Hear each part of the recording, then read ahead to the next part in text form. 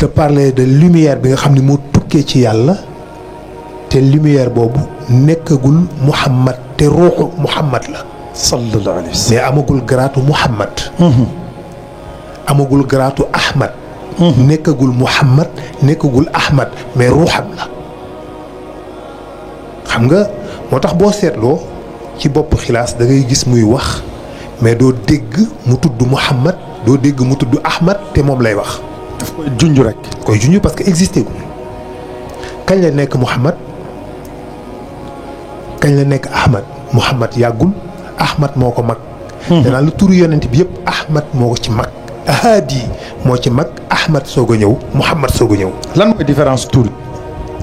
Haadi mooy après bi nga xamante ni si ruuxu yonent bi yàlla dugal na ci benn leer. bu ñuy wax bi nga xamante ni si mooy nubuwa. nubuwa du grade comme ni ko nit ñi di foobee diw borom dafa am nubuwa boo laajee nit ñi borom xam-xam yi ne lan mooy nubuwa.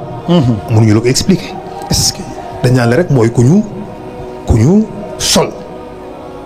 mais lan lañ ko sol lan mooy sol ku ñu sol ça ne veut rien dire ku ñu sol.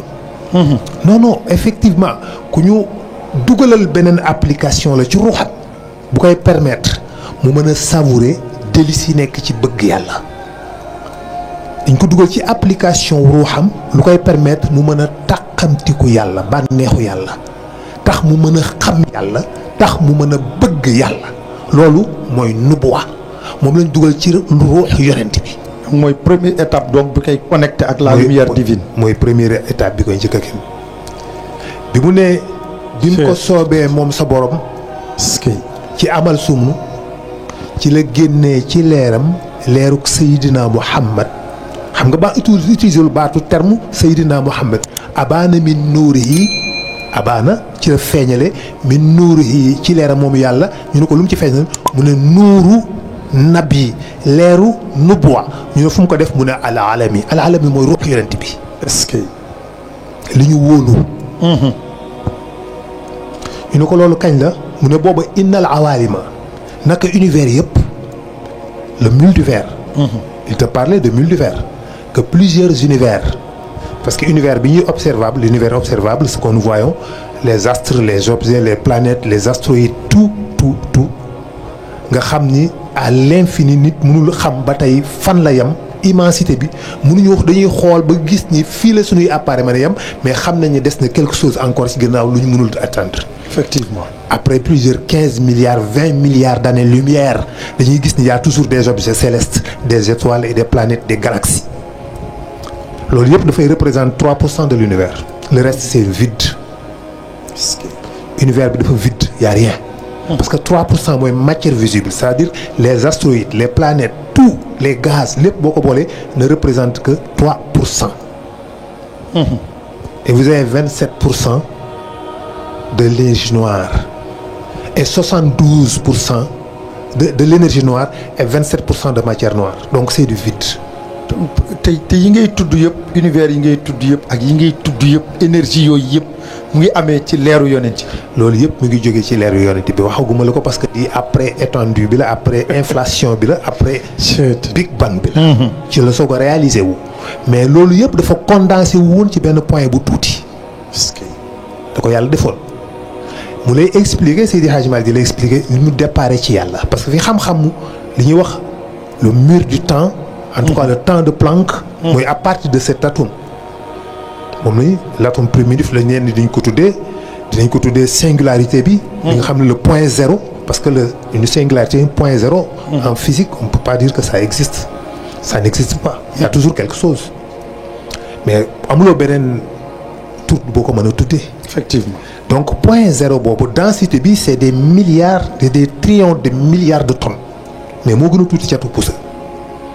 température yi si nekkoon tàngaay bi c'est des milliards et des milliards de degrés Celsius c'est-à-dire 10 puissance 43 degrés Celsius donc c'est des milliards et des milliards de degrés comment est-ce possible benn point bu tuutee noonu mën a am masse boobu ak température yooyu ak fu mu jógee kenn xamu ko parce que yàlla moo ko goqi noonu laa la ko mën a waxee mais particule bu tuuti boobu di flotter di raf-rafi war a nekk univers bi yëpp condensé wu ci benn point bu tuuti dafa commencé woon di refroidir di fay di sedd nar a fay il faudra que ñu alimenter ko parce que booba y avait ce qu'on appelle les bosons de Zose moo nekkoon ci biir atome bu ndaw boobu et que les bosons de Zose bu ñu entrer en collision dañuy annihiler wu parce que amuñu masse. donc avec univers bi commencé di refroidir di seddat ñu xam ni buñ ko bàyyee day sedd ñu ne noo kon fokk ñu indi beneen particule buy permettre les bosons de Zose ñu am masse comme ça bu ñu entrer en collision bàyyi un résidu ce qui fera les quarks. yàlla ni kon leeru yonent bi demal moo tax Seydi Hadji Malick ni law lam yalox yaa ngi soo comprendre léegi bu luloon nag dugal gi ñu dugal leeru yonent bi ci patom bu ndaw boobu nee na kon univers bi dafay delluwaat ci lëndëm mooy obscurité boobu mooy fay bi mu naroon fayaat tabaxal bariyati fii zalma i yàlla dafa doon delluwaat ci lëndëm da doon fay ba Higgs mi moom moo wax ni effectivement forcément am na beneen particule bu ñëw boo xam ne dafa ñëw après boo xam ne moo permettre les bosons de Zose d'acquérir des masses bi suñ demee seen laboratoire bi dans le CERN dak recherche yi entrer en collision des particules am foofu ay accélérateur de particules ba mu apparaître ce boson de Higgs ñu tuddee ko boson de Higgs ñoom ñenn ñu tuddee ko la particule de Dieu parce que daal noonu lañ ko mën a tuddee quoi lii daal yàlla moo ko indi def ko ci quoi parce que forcément loolu am parce que bu amul du fay moom la Seydi Hadji Malick di la tuddee noonu ñu boson boobu nag ñu tuddee ko Higgs ci boppam moom mi waxoon ni forcément particule boobu am na moom bi mu ñëwee moo permettre les bosons de Zose ñu am masse léegi bu ñu entrer en collision dañuy bàyyi un résidu de quark.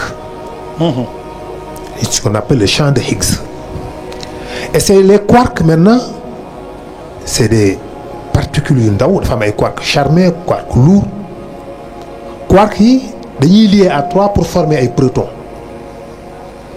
léegi quarks yu oyof yi former ñoom tamit à 3 pour former des électrons léegi proton bi day attirer benn électron si gravité mu former benn atome d'hydrogène vous avez maintenant une atome d'hydrogène yàlla foofu la commencé na création bi di togg inflation bi ñëw après 300 000 ans mu am ay nuages de gaz d'hydrogène déjà juste après 300 000 ans rek am nañu ay gaz léegi nag gaz yi par avec la gravité muy condenser les masses de gaz ci benn point ci benn axe mu commencé di dajaloo gravité bi di exercer benn force ci kawam muy am ay frottement entre les particules di am ay frottement ba si ak ñu entrer en collision créer benn fusion thermonucléaire ce qu'on appelle la fusion thermonucléaire des étoiles léegi maintenant l'hydrogène dafay commencer di fusionner en 4 pour former l'hélium c'est pourquoi on parle de l'hélium 4 parce qu'il y a 4 protons sur noyau hélium bi puis dérive le carbone l'azote l'oxygène le néon le soufre le sodium le magnésium le zinc le fer le nickel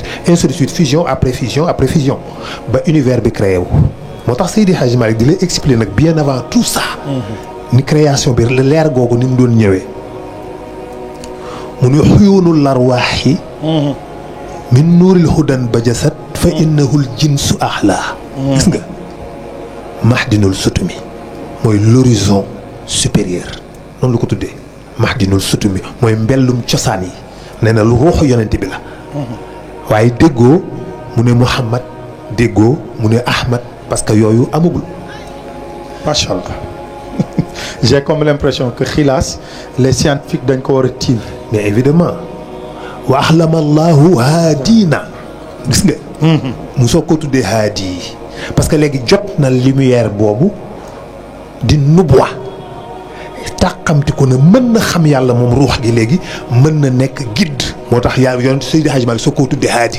mais tuddewu ko Muhammad tuddewu ko Ahmad wa ahlama allahu xamal na ko moom yàlla ñu ne lu ko xamal mu ne kan la ko xamal mu ne haadina suñu guide est-ce que nubuwaam ñu ne ko loolu kañ la mu ne booba fekk na wa aadamu bayna nafsi wa nasami est-ce que wa aadamu fekk na baaba ruuxu aadama ak nafsam la ñuy accoupler pas ban jëmm jën non kenn imaginer gul jëmm ban parce que ban existé gul parce que l'univers elle-même existé gul la matière elle-même n'existé gul y a pas d'étoile y a pas de planète y a absolument rien y a que le rien, le néant absolu. mu ne ruuxu ci aadama ak nafs bi la ñuy fabriqué. ñu ko soog a associé ñoom ñaari ci pour ñu ànd parce que nafs dafay enveloppé ruux.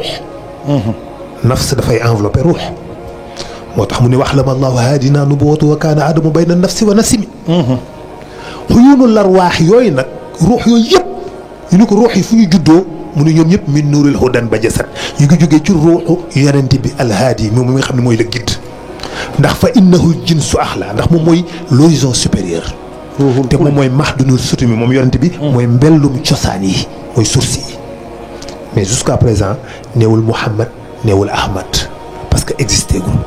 fett leer bi rek lay expliqué. fett leer bi rek lay expliqué mu ne bu doon existence am dañuy toskare ci lëndëmu ñàkk existé. exactement l'existence du am il y aura pas d'existence. moo tax yonent bi rek moo existé leneen existé wul. quand on parle de Seydina Mohamed yonent bi bul imaginer Mohamed ibnu Abdallah bi nga comprendre. mais ruux le vivant liy dund li nga xam ni moom la yàlla defar mu nekk ruux am ay capacité mën a xalaat mën a savourer ay plaisir mën a savourer ay délices mën a mer mën a kontaan mën a triste mën a am naqar ainsi de suite sentiment yu bëri yooyu nga xam nit am na ko. la peur la colère tout ça ruux moo ko mën a inventer moo ko mën a xam. un robot boo ko créé xamul colère ak contentement. du am yëg-yëg. amul benn bànneex xamul plaisir. xamul naqar xamul triste. day dem nii rek. mais ruux moo mën loolu. ruux boobu nag la yàlla bi ko defee nag ruux yonent boobu nag soog a commencé tawaaf bi muy tawaaf mu nekk benn sàbbaal bu muy sàbbaal yàlla ci ay univers yoo xam ne univers bii existé gul ci yeneen univers d'espace dans l'espace mu nekk fa pendant des milliers et des milliers d'années di sant yàlla di sant yàlla di sàbbaal yàlla di sant yàlla ba yàlla tuddee ko Ahmad mooy ki gën a sant. mu soog a turu Ahmed bi soog a ñëw waaye xam nga nee naa la haadi moo ko mag. effectivement. turu Ahmed soog a ñëw. étape bu nekk nu mu fay tudd. waaw kay moo tax Seydi Hadji Malick bi mu tëjee page boobu. parce que dafa gis ni fii je perds du temps. parce que li may waxal amul ñu ko mën a comprendre mu tëj page bi daal di naa wax li ñu mën a comprendre Mouhamadou Nourou Abdallahi Saybata Hachim parce que loolu la ñu mën a comprendre. mu ne naa tëj page bi rek wax li ñu mën a comprendre parce que je vois que je perds du temps et puis am na ay priorités yeneen yu gën a. boo déggee ñu lay wax. ñetti téeméeri bunta xam-xam yi Seydi Hadji Malick ni maa ngi nii di ko yóbbaale parce que awma ku ma ci waxal. parce que waxuma la ku mu ko jàngal ku mu ci waxal ku mu ci communiquer amul. loolu moo gën a metti ci àddina. dëgg la mooy connaissance yu bëri te amuloo koo ko partagé. day effondré wu sa kaw. ngay wax ak ñoo xam ni. mais yaa Oustaz Seydi Hadji Malick xam-xam bi lan la. loolu xam-xam boobu xam-xam du jàng bu doon jàng la amul temps ci dundam bu doon dund 50 000 ans mënul jàng loolu mënul xam loolu. non dañ la koy yenkewal noonu la wolof di waxee. ilham dañ la koy injecté. sa ruux bien avant ta naissance. c'est-à-dire kii bi mu ngi fa source bi. nga xam da ngay dégg xam nga téere boo jàng rek xam-xamu jàmbur la. nit a bind téere ba. dëgg la Serigne Cheikh nee na bi dënn feesee ba tuuru ci la téere yi judd. Alioune Abi Talib. yonent bi nee na moom mooy buntu néegu xam-xam. man yonent bi may néegu xam-xam Ali mooy buntu bi. Ali ban téere la jàng. laaj leen ko borom xam-xam yi Alioune Abi Talib ban téere jàng. téere yëpp ginnaawam la ñu am di. te moom ci boppam mokkulul alxuraan. te yonent bi nee na mooy buntu nañ ko xam-xam moo ëpp xam-xam ñi te jàngul benn téere. kon xam-xam lan la voilà. nee na su ma yàlla mayoon fan wu gudd moom Ali Abi Talib dinaa génnee safara ci ndox. est-ce que xam naa nag thème bi moom ak thème bi nga xam ne gaa ngi lay topp nag ci YouTube bi bu baax a baax a baax. ñu ngi ciy woo ñëpp mais dafa am lu nga xam ni. tey ci daara ji lañ nekk daara ju mag ji. te dañ indi ñoom benn thème muy le temps et l'espace. génnul ki ngay waxtaanee ah. bien sûr sallallahu alayhi wa sallam. sallallahu alayhi wa sallam dama bëgg bu ñu tëjee foofu parce que dañu def lu jafe mooy ñoom ñëpp dañu àndandoo te dañ waa kër Baye Niass yi. dañ leen bëgg a jox ñu ñëw ci xëyla la. maam Baye buñ ci ñëwee ba pare waa kër Cheikh Omar ñëw ci mais loolu yëpp dafay dugalanteeg waxtaan y aura des questions et des réponses parce que tey ñu ngi ci daara ji. et le professeur est là ci biir campus bi. waaw boo ñëwee université nag naan ma ay questions. booy yi nga xam ne seen bopp yi xam-xam kese la. non booy xoolal. dañ may poser ay questions yu ma mënul tontu kenn ci ñoom nooyiwul. parce que tellement c'est intéressant. xam nga xam-xam nekkul ci ki koy wax. mu ngi nekk ci ki koy déglu. c'est important. mën naa wax. nga dégg ci loo xam ni man mi koy wax dégguma ko ci. dëgg la. amal une capacité de comprendre, d'écoute, de réflexion, d'attention. nga am xam-xam c'est tout. macha allah nangul creuser nangul rechercher nangul réfléchir. c'est pas facile ci jamono bi ñuy dund nag. dëgg la c'est pas évident. effectivement parce que vous n'avez même pas le temps. macha allah te espace boobu amuloo ko. calme boobu amul. tranquillité boobu amul. dañ leen envahir rek des ondes négatives. des énergies négatives. vous êtes tout le temps perturbé agité énervé parce que environnement bi onde électromagnétique téléphone yi écran yi tout ça dafay contribuer. dafay jouer ba tax doo am temps pour mën a réfléchir sa cerveau bi day gaaw a sonn. da ngay am ay méttitu bopp ay palpitations ay ballonnement ay méttitu ndigg ay méttitu ndigg ginnaaw. dëgg la. parce que y a tellement d'inflation parce que vous avez tellement de cortisol dans le corps. donc te cortisol l'hormone de stress mooy provoqué ci seen yi gis ngeen am méttitu bopp yu tar yooyu ngeen di am. ak palpitation yi. ak ballonnement yi ak méttitu ndigg yi ak seen digg ginnaaw gi fii ci wetu épaule gauche bi jam ci biir li may wax ñoom ñi ñëpp dal na leen xam nañ ko. macha allah loolu moo koy causé donc macha allah vraiment.